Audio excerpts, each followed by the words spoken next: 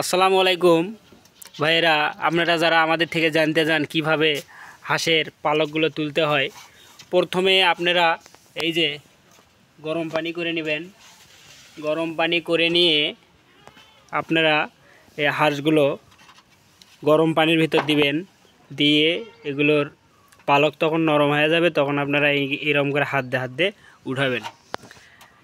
এতে আপনাদের সময় অতি অল্প লাগবে। এই যে আমরা হাঁসগুলো প্রসেসিং করতেছি,